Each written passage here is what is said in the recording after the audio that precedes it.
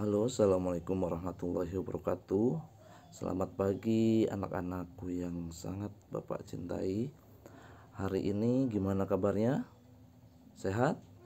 Alhamdulillah, mudah-mudahan kita semua diberikan kesehatan, kelancaran, dan banyak rezeki. Nah, pada hari ini sebelum kita memulai pembelajaran, silakan absen terlebih dahulu di grup WhatsApp nama dan silakan diurutkan dari yang pertama mengabsen. Jika sudah, mari kita saksikan pemaparan mengenai teks laporan percobaan. Sebelum nanti di pertemuan selanjutnya kalian semua mengerjakan teks laporan percobaan itu sendiri. Nah, pada hari ini tujuannya adalah agar anak-anak semua bisa mengetahui apa itu pengertian, apa itu struktur, dan ciri-ciri dari teks laporan percobaan. Mari kita mulai.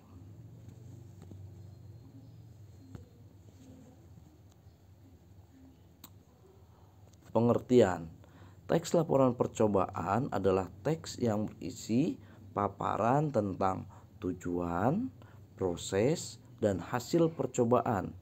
Teks laporan percobaan merupakan teks yang menceritakan tentang percobaan yang dilakukan oleh peneliti. Teks laporan percobaan umumnya digunakan untuk melaporkan hasil percobaan, karya ilmiah, atau laporan praktikum. Misalnya, kalian semua melakukan laporan percobaan terkait dengan pembuatan kue misalnya, tetapi dengan bahan-bahan dari tepung ubi misalnya. Nah, silakan kalian melakukan percobaan dan buat teksnya. Terus yang kedua, tujuan dari teks laporan percobaan. Nah, tujuan teks laporan hasil percobaan adalah untuk memberikan informasi kepada pembaca tentang hasil percobaan yang telah dibuat. Teks laporan hasil percobaan bersifat umum atau universal. Jadi tujuannya adalah untuk memberikan informasi kepada pembaca tentang hasil percobaan yang telah dibuat. Kemudian yang ketiga, struktur. Tentu setiap teks memiliki struktur. Nah, adapun struktur dari teks laporan percobaan itu ada 6. Yang pertama, judul. Kita mesti memberikan judul. Laporan percobaan pembuatan kue dengan menggunakan ubi cilembu misalnya. Itu judulnya. Yang kedua, tujuan. Tentu tujuannya tadi memberikan informasi. Tujuan kalian melakukan penelitian pembuatan kue misalnya tadi itu apa? Apakah keberhasilannya lebih bagus dibandingkan tepung-tepung yang lain atau ada inovasi yang lain? Itu tujuan. Yang ketiga, bahan dan alat. Nah, bahan-bahan apa saja yang digunakan? Selain tadi tepung ubi cilembu, kemudian bahannya bisa juga gula, bisa juga alat pengembang atau bahan pengembang, dan lain-lain. Sedangkan alatnya itu biasa untuk membuat kue apa yang kalian gunakan? Mixer, kemudian oven misalnya, atau hal-hal yang lain. Silakan di struktur yang ketiga itu dicatatkan atau dituliskan. Yang keempat, langkah-langkah kegiatan. Langkah-langkah kegiatan itu harus sistematis atau runut, terurut, nggak boleh aclok-aclokan, nggak boleh random, ya. Jadi langkah yang pertama apa? Siapkan apa yang harus diadakan, misalnya. Lalu yang kedua apa? Ketiga lanjutannya apa? Nah, langkah-langkah ini dibuat di struktur yang keempat sampai nanti hasilnya jadi. Begitu. Pak, nanti tidak berhasil. Semuanya itu pasti berhasil. Hanya saja nanti di akhir bisa jadi yang satu mengembang, yang satu tidak, tapi kan sama-sama berhasil menjadi kue, ya. Yang kelima, hasil percobaan. Nah, di sini ditemukanlah bahwasannya menggunakan tepung ubi Cilembu apa yang terjadi. Hasilnya seperti apa? Begitu. Kemudian yang keenam, simpulan.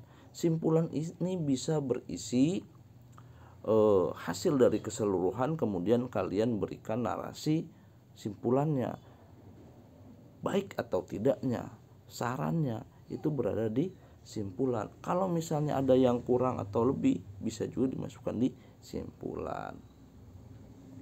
Lalu yang keempat, ciri-ciri. Setiap teks memiliki ciri yang berbeda. Ada teks narasi misalnya, ada teks pidato, itu memiliki ciri-ciri yang berbeda. Tentu pada ciri-ciri teks laporan hasil observasi pun memiliki kekhasannya sendiri. Jika kemarin sudah membahas mengenai ciri kebahasaan, sekarang ciri teks laporan penelitian, laporan percobaan secara general. Yang pertama yaitu melaporkan hasil percobaan, udah pasti. Yang kedua, percobaan ilmiah dilakukan guna menguji sesuatu, ada yang diuji. Jika biasanya menggunakan tepung sagu, sekarang diuji menggunakan tepung ubi Cilembu, bisa atau tidak. Itu dilakukan guna menguji sesuatu. Yang ketiga, teks laporan percobaan diawali dengan memaparkan tujuan percobaan. Tujuannya untuk apa? Inovasinya apa saja? Nah, di situ diterapkan tujuannya. Yang keempat, memaparkan prosedur melaksanakan percobaan dan melakukan pengamatan. Prosedur ataupun memaparkan langkah-langkah, tepat sekali. Yang kelima, memaparkan pencatatan hasil percobaan. Karena kita sedang melakukan penelitian, semua reaksi yang terjadi pada saat melakukan percobaan dicatat. Misalnya mengembangnya dalam berapa menit, diangkatnya dalam berapa menit. Lebih bagus itu hasilnya nanti selesainya itu dalam berapa menit di oven. Begitu. Kemudian selanjutnya di akhir laporan dipaparkan, itu dipaparkan ya, ada tipe, dipaparkan simpulan hasil percobaan berdasarkan hasil analisis terhadap data hasil pengamatan. Jadi ada analisis yang kita lakukan. Ciri-ciri yang terakhir di sini ada lanjutannya. Harus mengandung fakta. Karena ini percobaan, teks laporan percobaan tidak boleh diberikan asumsi. Misalnya kayaknya kalau misal di open 30 menit lebih bagus, itu tidak boleh. Karena itu masih mengandung opini, mesti fakta. 30 menit itu bagus atau tidak, dilakukan percobaannya. Diteliti, silakan si bahan adonan di open 30 menit benarkah lebih bagus? Begitu, harus fakta, benar-benar terjadi. Yang kedua, bersifat objektif. Kita ini harus memiliki sifat objektif, tidak ada kepentingan pada saat melakukan percobaan. Jangan sampai sebelum melakukan percobaan kamu sudah punya kepentingan, ini pasti lebih bagus nih dari sagu, jadi hasilnya akan bikin lebih bagus. Jangan. Kalau misalnya nanti hasilnya tidak bagus, sebutkan tidak bagus. Itulah yang dinamakan bersifat objektif. Kemudian harus ditulis sempurna dan lengkap. Sempurna itu selesai, tidak ada kesalahan.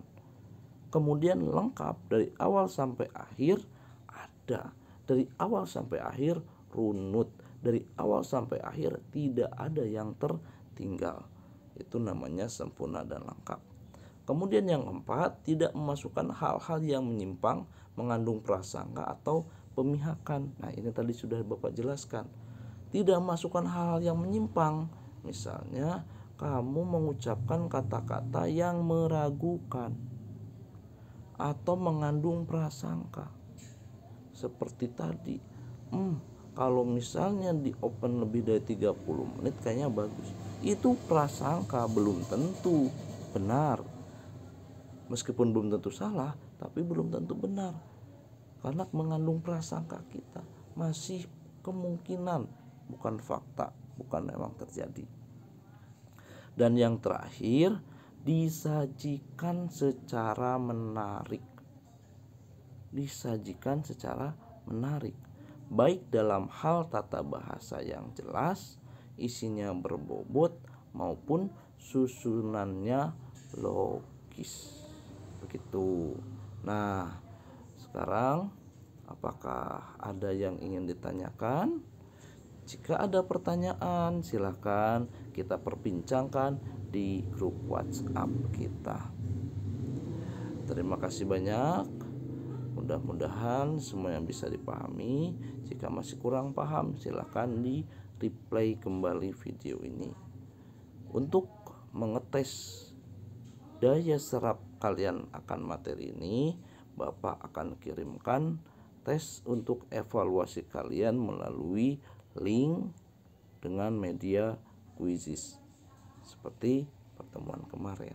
Silakan diputar sampai kalian benar-benar mengerti. Kalau sudah mengerti, silakan kalian kerjakan soal-soalnya yang berada di Quizizz. Terima kasih banyak. Mudah-mudahan bermanfaat untuk kita semua, khususnya bagi saya pribadi. Mari kita tutup dengan bacaan hamdalah bersama-sama. Alhamdulillahirabbil alamin. Wabillahi taufiq wal hidayah. Wassalamualaikum warahmatullahi wabarakatuh. Sampai berjumpa di pembelajaran selanjutnya.